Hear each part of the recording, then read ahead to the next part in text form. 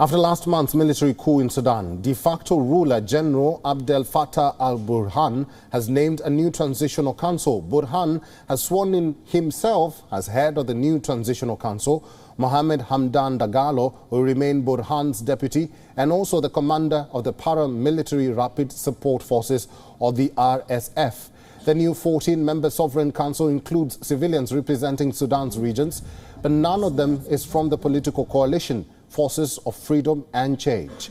FFC had been sharing power with the military in a democratic transition since 2019.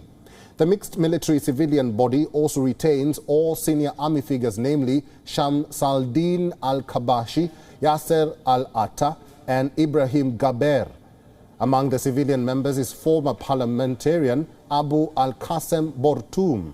Ex-rebel leaders who signed a 2020 peace deal with the government also kept their seats. One member from East Sudan has yet to be named pending consultations.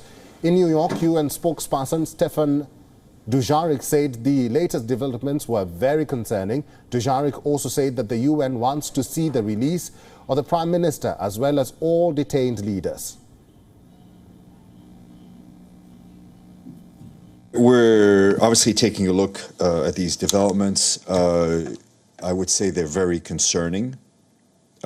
We want to see a return to the transition as quickly as possible.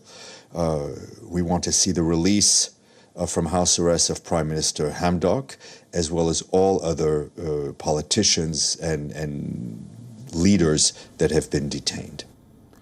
In a previously scheduled meeting, the UN Security Council met behind closed doors on Sudan on Thursday, where UN Special Envoy Volker Perthes warned that the window now is closing for dialogue and for a peaceful resolution. The Council did not issue a joint statement. In fact, Britain, who called for the meeting, did not even seek to secure one, given Russia's support for Burhan. Moscow believes Burhan is needed to maintain stability, while several EU ambassadors have called for a return to constitutional order. Sudan's army has said that the formation of a new civilian government is imminent. Prior to the announcement, Burhan was reported saying that he was committed to dialogue with all political forces and the quick formation of a technocratic government.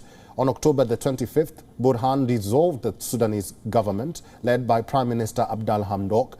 Some senior civilians were detained and Abdel Hamdok has been under house arrest. The coup sparked a wave of international condemnation and nationwide anti-coup protests, which were met by a bloody crackdown.